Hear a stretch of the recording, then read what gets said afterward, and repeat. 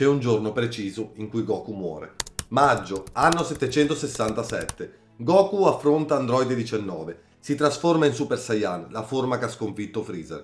Per i primi minuti Androide 19 prende botte come un sacco da box. Poi qualcosa va storto. Goku inizia a sudare, respira pesante, i suoi colpi perdono potenza. Androide 19 contrattacca. Goku lancia una Kamehameha disperato. Androide 19 lo assorbe, si fa più forte e poi Goku crolla. Si porta la mano al petto, Gohan lo riconosce e il virus cardiaco dice. Krillin gli dà un fagiolo di bazar, non funziona, Androide 19 si siede sopra Goku, gli mette una mano intorno al collo ed inizia ad assorbire la sua energia. Goku urla, si dimena ma non riesce a liberarsi. Vegeta arriva e dice qualcosa di inquietante. Diventare Super Saiyan accelera gli effetti del virus. Come fa a saperlo? Perché c'è un'altra timeline, una dove Goku è già morto. Trunks del futuro arriva dal futuro. Nella mia timeline sei morto 6 mesi prima degli androidi, un virus cardiaco, nessuna cura, morte naturale. Le sfere del drago non funzionano. 43 anni, morto. Ma qui c'è la domanda. Perché Super Saiyan peggiora un virus? Perché quello che sto per mostrarti è tutto scritto nel manga, solo che nessuno collega i punti. È che Super Saiyan non è un'evoluzione. È una risposta disperata del corpo Saiyan alla morte imminente. E come tutti i sistemi di emergenza biologici, brucia il corpo dall'interno. E preparati, perché i dati che sto per tirarti fuori dal manga ti faranno vedere Dragon Ball in un modo completamente diverso.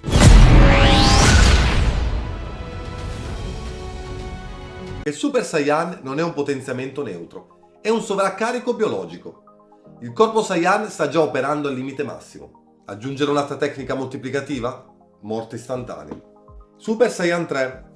Goku lo usa per la prima volta contro Majin Buu e dice esattamente questo, alcuni se lo ricorderanno. Super Saiyan 3 è una tecnica che dovresti usare solo nell'aldilà, quando sei morto. Non hai un corpo fisico che si esaurisce in questo modo, ma qui, dove il tempo esiste, consuma troppa energia. Ti svuoti completamente. Durante la battaglia finale contro Kid Buu, Goku si trasforma in Super Saiyan 3, combatte per qualche minuto, è vero, e poi torna allo stato base. E dice, non riesco a trasformarmi di nuovo, il mio corpo è completamente vuoto. Vegeta gli urla, ricaricati, abbiamo un minuto. E Goku risponde, sto provando, ma non ci riesco. Il Super Saiyan 3 ha bruciato completamente il suo sistema energetico. Non è semplice stanchezza, è collasso fisiologico. Ma abbiamo anche una terza prova se non vi basta. Gotenks, la fusione tra Goten e Trunks. Normalmente la fusione Metamoru dura circa 30 minuti. Ma quando Gotenks usa il Super Saiyan 3, la fusione dura 5 minuti. 5. Questa è una riduzione dell'83%. La trasformazione brucia letteralmente la stabilità biologica della fusione. Il corpo non regge. Si spezza. E ora volevo collegarvi questo a qualcosa di reale. Quando un organismo biologico opera sotto stress estremo per periodi prolungati, il sistema cardiovascolare e immunitario subiscono alterazioni misurabili. E non è fantascienza, è fisiologia. Stress cronico, di conseguenza, aumenta l'infiammazione sistemica, altera il ritmo cardiaco, riduce la capacità del corpo di combattere le infezioni. Negli esseri umani questo può portare a problemi cardiaci, aritmie, infiammazioni delle arterie. Nei casi estremi, arresto cardiaco. Il corpo umano non è fatto per operare in modalità emergenza, 24 ore su 24. Quando lo fai, ti distruggi dall'interno. E il Super Saiyan? Il Super Saiyan è esattamente questo. È il corpo Saiyan che entra in modalità emergenza totale. Forza esplosiva, velocità sovrumana, ogni cellula al massimo. Non puoi mantenerlo, perché il costo è troppo alto. E quando Vegeta dice diventare Super Saiyan accelera gli effetti del virus, sta descrivendo un fenomeno che ha senso biologico. Un corpo sotto stress estremo perde efficienza nel combattere le infezioni. Ora il manga non dice quando Goku ha contratto il virus, ma sappiamo che nella timeline del futuro muore 6 mesi prima degli androidi. E sappiamo che nella main timeline i sintomi esplodono durante la trasformazione in Super Saiyan contro Androide 19 per l'appunto. Se il virus era latente, e questo è plausibile dato che Goku non mostrava sintomatologia prima, allora il sovraccarico del Super Saiyan potrebbe aver accelerato il collasso. Non sto dicendo che Super Saiyan ha causato il virus, sto dicendo che ha amplificato una condizione già presente sotto stress estremo. Attenzione nei commenti, non è una teoria inventata, è una lettura coerente di quello che il manga mostra.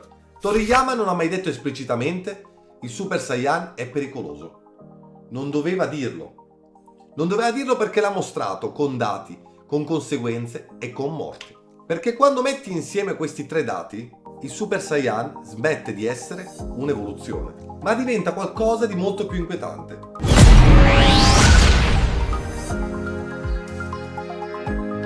E ora ti faccio vedere il pattern di Goku del futuro. Muore a 43 anni, virus cardiaco, anno 767. Ogni volta che Goku si trasforma in Super Saiyan, il virus peggiora, chissà come mai. Ma attenzione, non sappiamo se sia la causa diretta, ma sappiamo che lo stress estremo accelera qualsiasi patologia. E il Super Saiyan è stress estremo. Gohan del futuro muore a 23 anni, nell'anno 780. Ricordiamoci che perde un braccio contro gli androidi, continua a combattere per anni, allena addirittura Trunks, si trasforma in Super Saiyan ripetutamente.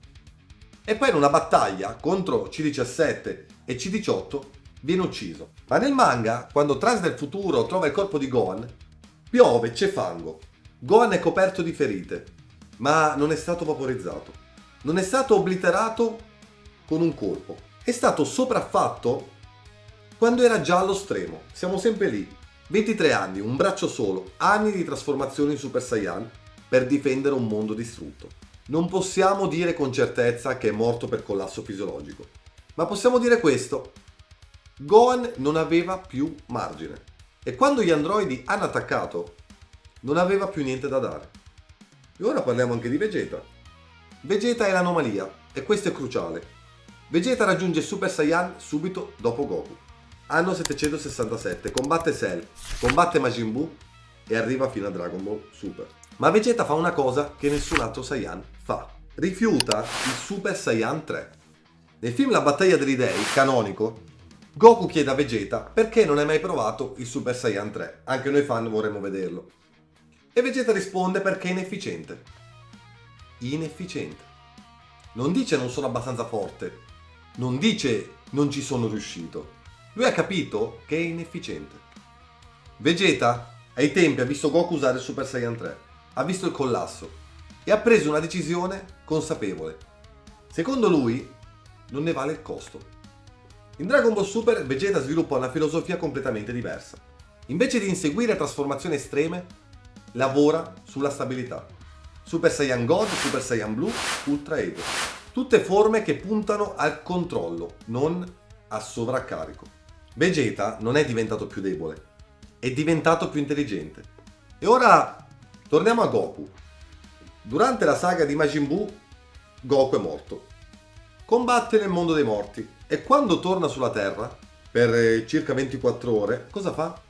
Si trasforma in Super Saiyan 3 per la prima volta. E signori miei, dice esplicitamente, questa forma funziona solo qui, dove sono morto. Nel mondo dei vivi mi ucciderebbe. Ma poi cosa succede? Goku viene resuscitato definitivamente e nella battaglia finale contro Kid Buu usa di nuovo il Super Saiyan 3 e crolla. Non riesce a ricaricarsi, non riesce a mantenere la forma. Il suo corpo si svuota completamente. Vegeta lo guarda e dice: sei un idiota, hai bruciato tutto. Vegeta tiene in vita Kid Buu. Dende cura Goku immediatamente dopo. La Genki-Dama finisce il lavoro. Senza quell'intervento, Goku non avrebbe avuto il tempo di recuperare. E ora guarda la differenza. Goku insegue la potenza massima. Usa Super Saiyan 3, collassa ripetutamente. Vegeta lo rifiuta, sceglie l'efficienza. Sopravvive senza mai crollare. E c'è un'altra cosa. I Saiyan, come razza, vivevano in guerra permanente.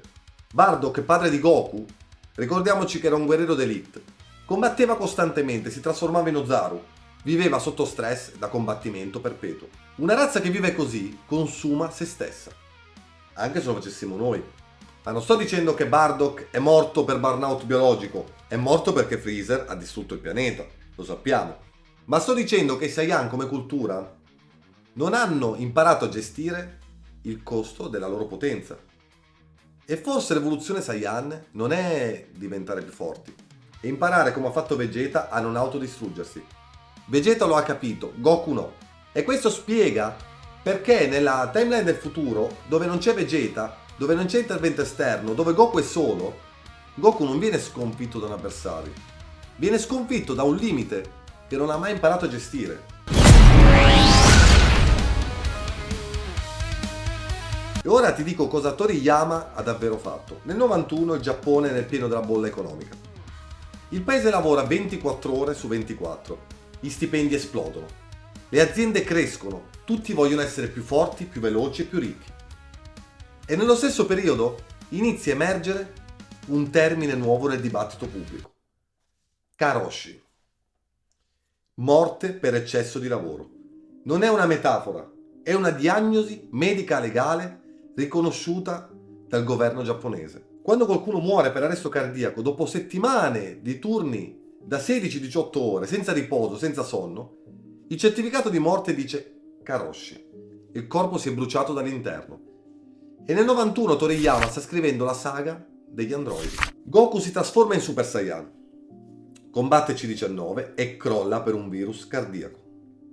Ora, badate bene, non sto dicendo che Toriyama abbia scritto consapevolmente un'allegoria sul Karoshi, ma sto dicendo questo.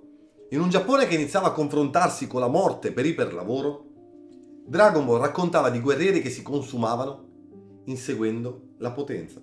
Forse era un po' il trend del momento. Forse non è intenzionale, ma è una risonanza culturale impossibile da ignorare. Perché Dragon Ball non è solo una storia di combattimenti, è una storia sui Saiyan. E i Saiyan sono una razza progettata per autodistruggersi. Pensa alla loro storia. I Saiyan erano guerrieri mercenari. Venivano mandati su pianeti abitati, li conquistavano, li ripulivano e li vendevano al miglior offerente. Vivevano per combattere. La loro cultura era costruita sul concetto di forza.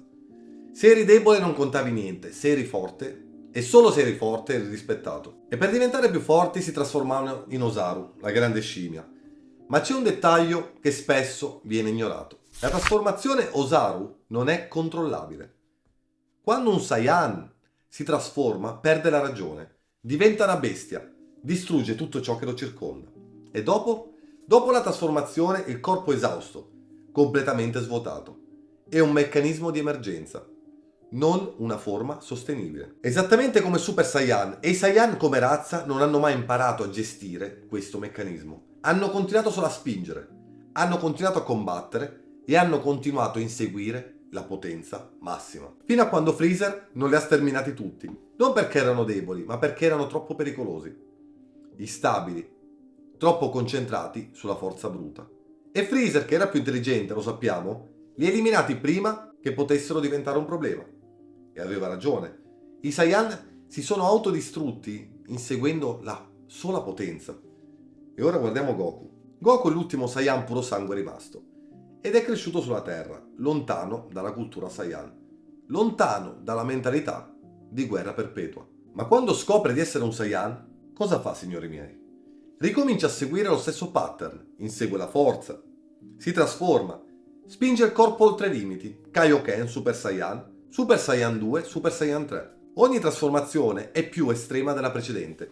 Ogni trasformazione brucia di più. E nella timeline del futuro, dove non c'è nessuno a fermarlo, dove combatte da solo, Goku non viene sconfitto da un nemico più forte. Volevo arrivare a questo punto. Viene sconfitto da un limite biologico che non ha mai imparato a rispettare. 43 anni, virus cardiaco, Vegeta è l'unico che ha capito. Vegeta cresce come principe dei Saiyan, viene addestrato alla cultura della guerra, viene cresciuto per essere il guerriero perfetto e per anni segue quello schema. Insegue Goku, insegue la potenza, si fa esplodere letteralmente contro Majin Buu pur di vincere. Ma poi qualcosa cambia. In Dragon Ball Super, Vegeta smette di inseguire trasformazioni estreme, rifiuta il Super Saiyan 3, lavora sulla stabilità, sulla precisione e sull'efficienza. Non perché è diventato più debole, ma perché ha capito che la potenza senza controllo è autodistruzione. Questa è la vera evoluzione Saiyan. Non è diventare più forti, è imparare a non bruciare se stessi. Quindi Dragon Ball è una storia sull'escalation permanente. Ogni saga come piace anche a noi il nemico più forte, ogni saga Goku deve trasformarsi di nuovo. Ogni saga la posta in gioco si alza. E l'escalation permanente, nella realtà come nella fiction, è insostenibile. Il corpo umano non regge lo stress cronico, l'abbiamo capito. Le economie non reggono la crescita infinita. E i Saiyan, signori miei, non reggono la guerra perpetua. Toriyama non ha mai detto, esplicitamente, il Super Saiyan è pericoloso. Ma l'ha mostrato con dati, con conseguenze e con morti. Il Super Saiyan non è un dono, è un sintomo. È il sintomo di una razza e forse di una cultura che non ha mai imparato quando fermarsi. E Dragon Ball, sotto la superficie delle esplosioni e dei poteri, è la storia di quell'incapacità. Forse non è un'allegoria consapevole, ma è una lettura che il manga stesso supporta. In ogni collasso, in ogni morte prematura, in ogni trasformazione che costa più di quanto dia. Puoi essere più forte dell'universo, ma se bruci troppo velocemente, non importa. Perché il conto, signori miei, arriva sempre. E allora grazie di essere stati con me in questa teoria, in questa analisi di Dragon Ball. È un piacere avervi avuto qui al mio fianco. Iscrivetevi perché ho notato che molti di voi seguono il canale ma non sono iscritti. Attivate la campanella e al prossimo video. Ciao a tutti, un bacione da Akira Popcorn.